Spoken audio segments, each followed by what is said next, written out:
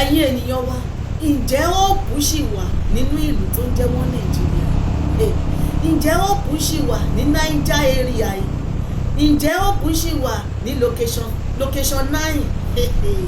Látàrí gbogbo àwọn nǹkan tó ń ṣẹlẹ̀ lójoojúmọ́ ni o, yàtọ̀ sí ètò ààbò tó mẹ́hẹ.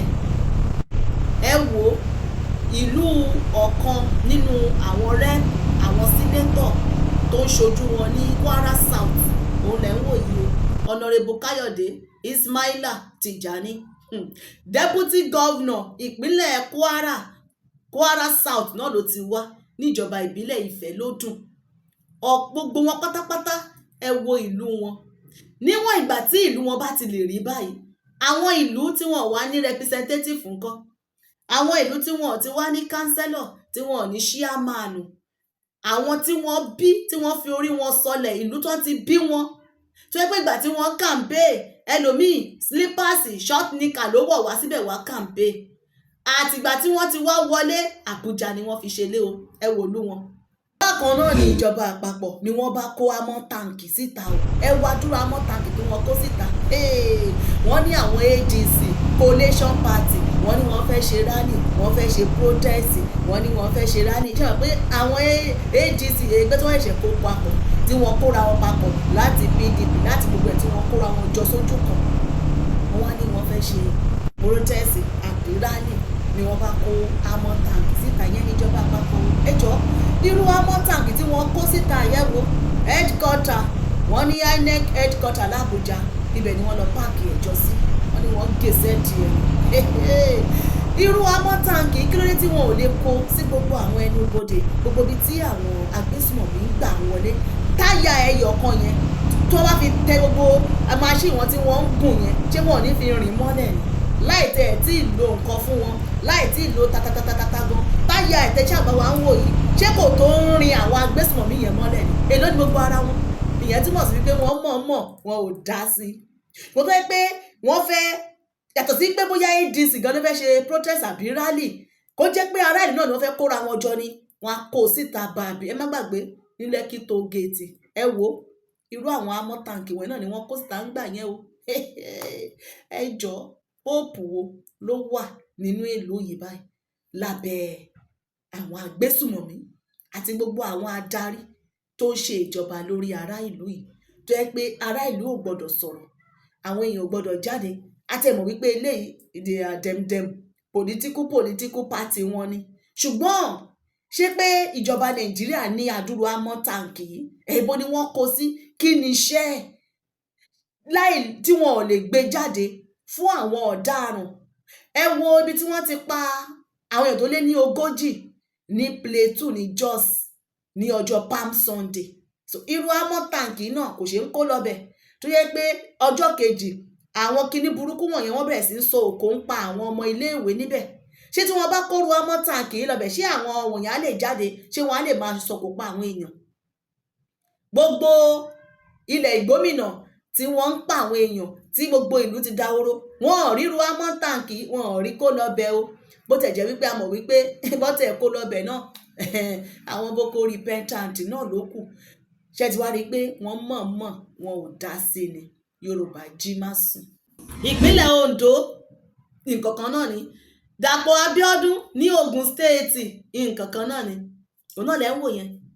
Ẹ wá wo gbogbo àwọn ibi tí ètò ààbò ti mẹ́hẹ gan, tó jẹ́ wípé ojoojúmọ́ ni àwọn èèyàn ń kó jáde nínú ìlú ní Kwara South.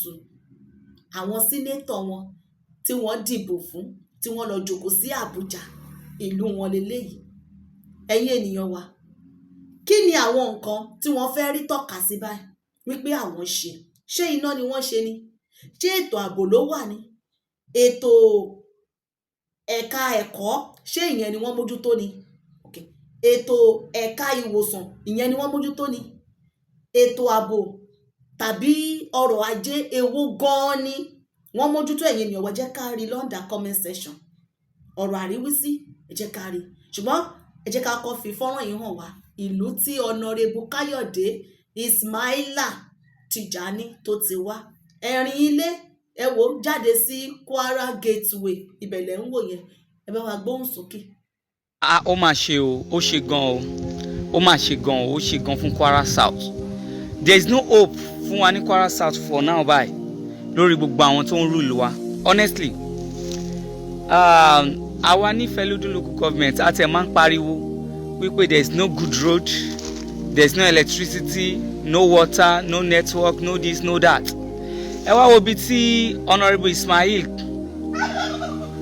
Ismail Tijani Kayode ẹ wá wo bí tán ti jáde which is Ẹ̀rínlé tí kò dẹ̀ jìnnà sí ibi tí Senator Lọlá Ashiru ìyẹn Ọ̀fà our own senator gangan ni o.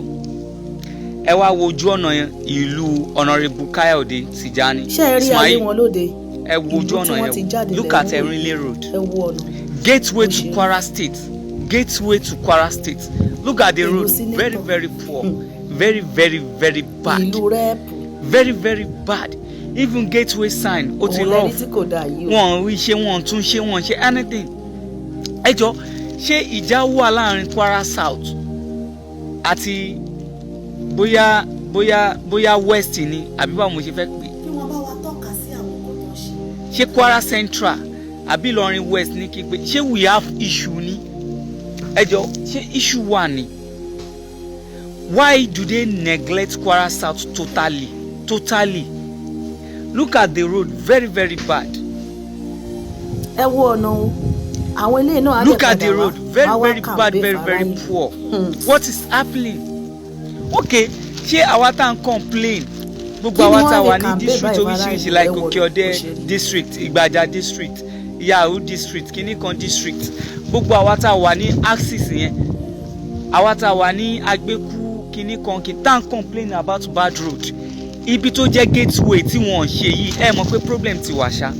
Look at the road. Ibẹ̀ dẹ̀ náà ń gbà kọjá kò dẹ̀ tí wọ́n lójú kò dẹ̀ bà wọ́n lọ́kàn jẹ́ kò dẹ̀ ṣe anything from the entrance of Ẹ̀rínlé títí tó fi dópin pátápátá tá a fi máa wọ Ọ̀fà Polytechnic ọ̀nà yẹn ò dá wọn dẹ̀ fix ẹ̀ till now wọn fix ẹ̀. Enjoy the video kẹ́wò dáadáa kẹ́ lè mọ̀ okay tá bá tẹ fẹ́ sọ̀rọ̀ pé sí kí náà fẹ́ fi ṣe àwíjàre wípé kò jẹ́ káwọn ṣe ọ̀nà yìí. Ṣé wọ́n fẹ́ sọ pé insecurity làwọn face ni àbí electricity làwọn face àbí network àbí education àbí hospitality èwo gangan náà ń ṣe tán lè sọ pé òkè gbogbo owó táwọn realize o. God bless you my brother. Kí wọ́n bá wa tọ́ka sí nǹkan ibo náà fẹ́ sọ pé pàtó tí gbogbo owó wọ́n tó ṣe wọlé fún ara àti autonomy ni àti tí ò ṣe autonomy ni gbogbo owó tó wọlé fún wa níbo gangan náà direct owó yẹn sí kí náà fi ṣe kí náà fi ṣe. Ẹ wo the comment section is open, you guys can talk. Ní tèmi ṣàfẹ́ béèrè ṣé hope wà ṣá ṣé hope wà fún Kwara South bó máa develop ṣé hope wà ṣá máa ní good road ṣá máa níná nígbà tó jẹ́ pé ìlú senator wa ìlú honourable wa títí tí wọ́n rí báyìí. What's the hope? Ọlọ́run ṣàánú fún wa. God bless you all. Honourable Kayode Tijani kí lẹ fẹ́ present pé ohun tẹ́ ṣe lélẹ̀. Look at your road, look at your hometown. Our honourable ẹ̀dẹ̀ wà l'Abuja kò sí drainage ní both side kò sí gọ́tà kankan kò sí drainage rárá ní both side. Your own personal pocket kẹ má lè ṣe drainage sí àárín ìlú yín ní both side kó fẹ̀ kó jìn gan so that ó máa jẹ́ kí ojú ọ̀nà yẹn kó má máa continue láti máa bàjẹ́ lọ sí. Look at it. Governor Abdulrasaq Abdulrahman gba bíbá ìkọjá gbogbo yín pátápátá lẹ́ ń gba bíbá ìkọjá. This is gateway to Kwara State. This is gateway to Kwara State. Ọ̀nà dẹ̀ worst by kò sí drainage ní both side. Kí ló ń ṣẹlẹ̀ gangan? Kí ló ń ṣẹlẹ̀? Ṣé ẹ̀rọ ilé ẹ̀rí sọ l'Abuja ni? Ẹ̀rí lè gbà wá láti Abuja ni? Kí wọ́n á ní pé wà ń bẹ̀ gangan? Kí làwọn èèyàn benefit nígbà tí ìlú ti yín gangan rí báyìí? Kí wá ní àwa tó kù fẹ́ ṣe? Báwa làwa tó kù tá à ń pè yín tí ẹ̀ dá wa lóhùn kí la fẹ́ ṣe? Ṣé ti rí chọ́ọ̀chì yín kan lélẹ̀? Ṣé ti rí kẹ́lẹ́ mọ̀ wípé gbogbo ìlú yẹn ni mo fídíò pátápátá? Honourable Kayode Ismail ẹ ṣe dáadáa o ẹ ṣe dáadáa ẹ ṣe dáadáa rárá. There is no drainage. Ẹ wo gbogbo ojú ọ̀nà yẹn wo bó ṣe rí. Àárín ẹ̀rin ilé yẹn ló pọ̀ jù ní gbogbo Kwara State as at now, pé kí ìlú àárín ìlú kò tún sí ìlú kan téèyàn lè gbà kọjá tó worst tó ẹ̀rin ilé, kò tí sí ìlú yẹn tó yẹ pé àárín ìlú gangan títí tí dẹ̀ máa worst báyẹn kò tí sí. Honourable Kayode Ismail, you have to change for better. Change gbogbo both side yẹn kò sí drainage kankan bẹ́ẹ̀, kò sí anything. Gbogbo ọ̀nà yẹn poor ni, ọ̀nà tí ó yẹ kéèyàn kọjá ń bẹ̀ within 5 minutes kẹ́ wá máa lo close to 30 minutes. It is very very bad, very bad. Ọlọ́run á wà pẹ̀lú yín o. Ẹ̀yin ènìyàn wa, ṣé ẹ ti bá wa rí lọ́tùn lósì? Àwọn tí wọ́n ń darí lọ́wọ́lọ́wọ́ lẹ́ ń wò yẹn o. Ẹ jọ̀ọ́ kí ló dé tó jẹ́ pé gbogbo àwọn tí wọ́n jẹ́ aṣíwájú, àwọn tí wọ́n jẹ́ adarí ilẹ̀ Yorùbá, kí ló jẹ́ pé gbogbo wọn ṣe ń hurú ìwà kan jẹ́ kí gbogbo wọn kò tó ọ̀tẹ̀ wá ṣẹ́ra wọn. Wọn ò tẹ̀ wá ṣẹ́ra wọn káà tó máa fi ti ọ̀nà Oǹdó ìpínlẹ̀ Ògùn torí kọ̀ọ̀kan náà ni gbogbo wọn pátápátá. Àárín nǹkan kan tọ́ka sí báyìí pé nǹkan báyìí ni wọ́n ṣe. Ẹ wo ilẹ̀ adúláwọ̀ lẹ́ ń wò yìí, ẹ máa bá wa wò ó. Ṣé ẹ rí ọ̀nà sí ọ̀nà? Ṣé ẹ ń wò wọ́n síra wọn? Ìlú tó yẹ pé Nàìjíríà àwọn ló fún wọn ní gáàsì, àwọn ló fún wọn lépo, àwọn ló fún wọn ní gbogbo nǹkan, tí wọ́n jọ ń collaborate, tí wọ́n pàṣẹ páìpù gáàsì láti Niger bọ́ sí àwọn orílẹ̀-èdè lọ sí European country. Ẹ wo ìlú tí mo wà lẹ́ ń wò yìí o. Ẹ wo ọ̀nà wọn, ẹ wo ọ̀nà tí àwọn adarí wa ẹ wo bí wọ́n ṣe wọ́n àbájọ ẹ̀. Ẹ dẹ̀ wọ́n pé tí ọ̀nà bá ti da, ètò ààbò gan nìyẹn lọ́tọ̀. Ọ̀nà iná, tí ọ̀nà bá da, ètò ọrọ̀ ajé a máa gbèrú sí nínú ìlú. Láìmọye ìgbà tó yẹ pé àwọn agbésùnmọ̀mí wọn ń ṣe ìkọlù, àwọn ibi tí ọ̀nà ò ti da ibẹ̀ ni wọ́n máa ń wà. Wọ́n fi ọ̀nà wọ̀nyẹn lẹ̀, wọn ò tú ọ̀nà ṣe. Nígbà tí pé wọn wá síbẹ̀, wọn wá ń bẹ ibẹ̀ wo. Ọjọ́ mélòó ni wọ́n ti rí wọn nínú ìlú tán ti bí wọn? Kí ni wọ́n fẹ́ wá ṣe? Tó bá ti wọlé, wọn ò kúrò l'Àbújá. Àbújá ẹni wọ́n máa jókòó sí. Ẹ wo Sàǹfàrà báyìí lọ́wọ́lọ́wọ́, nǹkan tó ń ṣẹlẹ̀ ń bẹ̀ lọ́wọ́lọ́wọ́ báyìí, àwọn èèyàn sá kiri, kò sí ètò ààbò níbi kankan. Yàtọ̀ sí ìkọlù tó ṣẹlẹ̀ ní Plateau, ní Jos. Sàǹfàrà lẹ́ ń wò yẹn o, àti ìyá, àtọmọ, àti bàbá, oríkálukú fọ́n dàgbé. Ibo ni wọ́n tẹ̀ ń lọ pàtó wọn ò mọ̀. Jẹ́ ká sáré wo fọ́nrán yìí.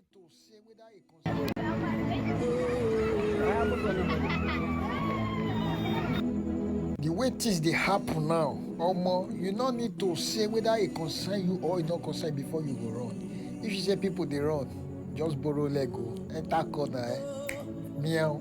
You get why? Because this country, na only God go help us. Ṣé ẹ rí bẹ́ẹ̀? Àtọmọdé àtàgbà, ṣé ẹ rí bí wọ́n ṣe ń sá lura torí pé àwọn prodigal son chief of defence staff prodigal son wọ́n ti ya wọ̀lú. Àwọn agbésùmọ̀mí wọ́n ti ya wọ̀lú tí wọ́n náà wọ́n rí prodigal son. Ẹ wo ìdààmú àdánwò tí wọ́n dà sí àgbàdá àwọn ènìyàn. Ẹ wo ọmọ yìí báyìí, ó ní kí ìyá òun kó bá òun wá bàbá òun. Ó ní where is my father? Help me call my father. I want to see my father. Bàbá tí wọ́n ti pa. Ní ìṣẹ̀lẹ̀ tó ṣẹlẹ̀ ní ọjọ́ Palm Sunday, ní ọjọ́ àìkú tá a lò kọjá yìí, níbi tí àwọn Kìrìsìtẹ́nì tí wọ́n ti ń ṣe ayẹyẹ ìsàmì àyájọ́ ìsinmi ọ̀pẹ, ìmọ̀ ọ̀pẹ. Bàbá ẹ̀ wà lára àwọn tó bá ìṣẹ̀lẹ̀ lọ. Ọmọbìnrin, ẹ wo nǹkan tí àwọn ọmọ tí ojú wọn ti rí, tí wọ́n ti ń gbé sí ọpọlọ. Ẹ wo nǹkan tí àwọn ọmọ tí wọ́n ń go through, tí wọ́n ń pass through ní ìlú tí wọ́n ti bíyàn, láì kí ń ṣe àjèjì o, láì lọ ṣe àtìpó sí ìlú onílùú o, ní ìlú ilẹ̀ bàbá àyàn. Ẹ wo nǹkan tó ju àwọn ọmọ kéékèèké tí wọ́n ti ń kó sọpọlọ láti ìwòyí lọ. Ó bú sẹ́kún ọmọ obìnrin, ó ní kí wọ́n bá yá òun kó bá wọn lọ wá bàbá òun wá, wọ́n dẹ̀ ti pa bàbá. Still daddy to go. Jesus. Kai, Jesus. Kai, bring daddy. Daddy, yeah. Daddy,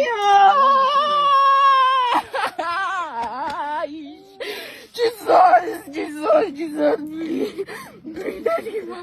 I pray for daddy. Still daddy to go. Jesus. Kai, Jesus. Kai, bring daddy. Daddy, yeah. tó ní kó lọ máa wà bá wọn, ibo ni kí ìyá ti rí bàbá bá, ibo ni kí ìyá ti bá wá bàbá. Jesus. Bring daddy. Màá ṣe bí bàbá ẹ kò dàbí bàbá ẹni o, màá ṣe bàbá fún ẹ kò dàbí bàbá ẹni o. Ẹ wo nǹkan táwọn ọmọ ọlọ́mọ, ẹ wo nǹkan tójú wọn ń rí. Síbẹ̀síbẹ̀ àwọn adarí ẹni àmọ̀rí ìbáàkú ni wọ́n fi ṣe, wọn ò dáhùn. tó tí wọ́n bá dáhùn ni gbogbo nǹkan tó ṣẹlẹ̀ yìí kò yẹ kó le débi tó le dé ilé ni. Láti ìgbà tá a ti ń pariwo wọ́n ń wọlé lógúnlógún o, ogun wọ̀lú o, kinní kan ń ṣẹlẹ̀ o, wọn ò dáhùn. Àbí iṣẹ́ sọ pé wọ́n dáhùn ni. tó tí wọ́n bá dáhùn kò yẹ kí iye àwọn ìlú tó ti dahoro báyìí ní ilẹ̀ Yorùbá ní gbogbo ilẹ̀ gómìnà yẹn, ìfẹ́ lódùn yẹn. Tẹ́lẹ̀ la sọ wípé north ló ti ń ṣẹlẹ̀, Gàmbàrí pa Fúlàní kò ṣẹjọ́ mbẹ́, kò ti wọlé sí ọ̀dọ̀ títí wa. Ṣé ẹ wá wo àkókò àti ìgbà tá a ti ń sọ ó ti ń bọ̀ o, orúgbó ń bọ̀ o, ó wá wọlé dé gan gidi báyìí ni. Ṣé ẹ ti wá rí àwọn tí wọ́n wá sọ pé àwọn jẹ́ representative, àwọn ṣíwájú, àwọn jẹ́ aṣíwájú, àwọn dà, ibo ni wọ́n wà? Kí ni iṣẹ́ wọn? Kí ni nǹkan, kí la fẹ́ tọ́ka sí? Mo ti béèrè àwọn ìbéèrè wípé ẹjọ́ ẹ̀yin ni ọwọ́ bá wa máa kọ́ sọ́ndà comment section torí Ọlọ́run. Wọ́n fẹ́ campaign fún wọn 2027. So kí ni àwọn nǹkan tí wọ́n fi campaign fún wọn báyìí? So àwọn sínétọ̀ àti rẹ́ẹ̀pù iná àwọn náà wá padà wá sínú ìlú yìí náà, ìlú tẹ́ ń wò yìí, pé kí wọ́n dìbò. So kí ni àwọn nǹkan tó fẹ́ tọ́ka sí? Brọ́dà wa iná ti sọ nísìnyí, ayé yẹn á da tí wọ́n bá wá ṣe àfihàn ọ̀nà yìí wípé kí ni àwọn nǹkan tẹ́ ẹ fẹ́ sọ báyìí pé ẹ ṣe. Iná lẹ ṣe ni, omi lẹ ṣe ni, ọ̀nà lẹ ṣe ni, ètò ààbò ló wà ní. Bóyá kí wọ́n wá jáde síta kó wá sọ fún wa. Ogun State lẹ ń wò yẹn o, Ogun State náà lẹ ń wò yẹn. Ogun State yẹn ìyẹn ti ẹ̀ pọ̀, ó pọ̀ jàǹtìrẹrẹ ni.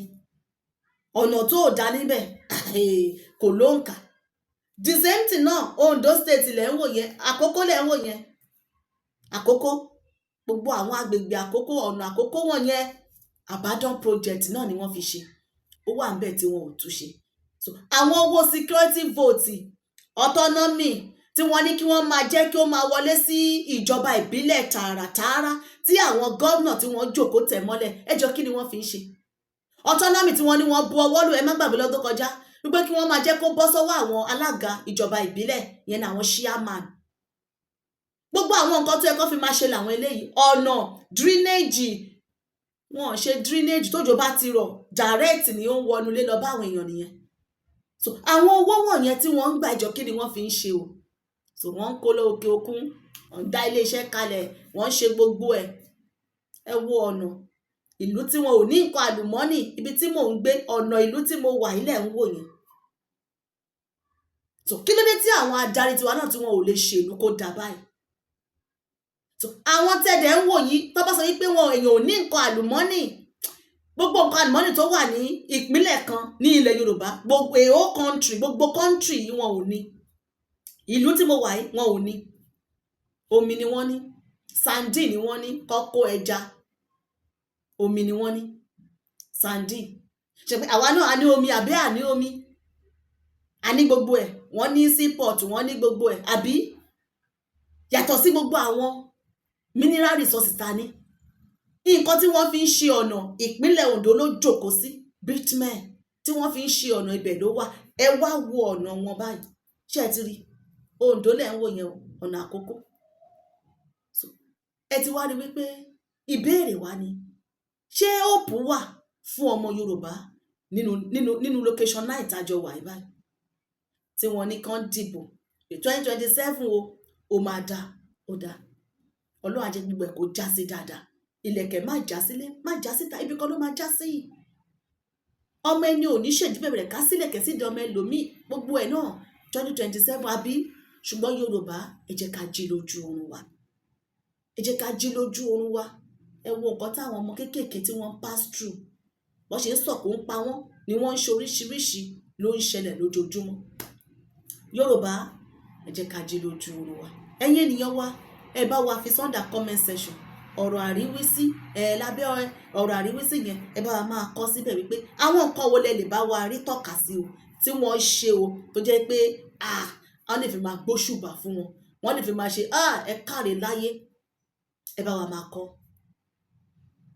àti wípé ṣé bí a ṣe fẹ́ máa bá a lọ lélẹ̀ Yorùbá jẹ́ ká jí lójú oorun wa wọ́n Nàìjíríà lábẹ́ ìṣèjọba ààrẹ Bọ́lá Ahmed Tinubu ó ti ní oyè ìlú tó ti dáwóró àwọn Fúlàní ló ń darí ni àbí ààrẹ Tinubu ló ń darí ẹ jẹ́ ká rí gbogbo ẹ̀ lọ́ndà comment section ẹ̀yin ènìyàn wa èmi náà lọ́mọ yín ọ̀rẹ́ yín olólùfẹ́ yín àbúrò yín Àṣàkẹ́ TV show ẹ bá wa pín lógúnlógún ẹ pín lọ́gbọ̀nlọ́gbọ̀n ní orí ìkànnì yìí Àṣàkẹ́ TV show Àṣàkẹ́ TV ẹ máa bá wa subscribe ṣe mọ̀ pé ìkànnì wa tí wọ́n gbé lọ ibi là wà torí àwọn èèyàn wa àwọn ìyá wa kọ̀ọ̀kan mi ò tí ì rí wọn ẹ̀yin ìyá wa tẹ́ máa bá wa ń kọ́mẹ́ǹtì àti rí àwọn orúkọ wọ̀nyẹn wọn ò tí ì rí ìkànnì tí a wà yìí nípasẹ̀ bẹ́ẹ̀ ṣe bá wa ń pín ó máa dọ́dọ̀ wọn ẹ máa bá wa pín ẹ máa bá wa subscribe ẹ bá wa share ẹ bá wa kọ́mẹ́ǹtì ní orí ìkànnì wa níbí ni ọwọ́ tẹ́ ẹ fi ń tẹ̀ tẹ́ ẹ fi ń like tẹ́ ẹ fi ń share yẹn ní fi gbọ́mọ sí lẹ́tà ayọ̀ lẹ́tà oríire lẹ́ẹ̀ fi ọwọ́ yẹn gbà láṣẹ Ìdùmarè.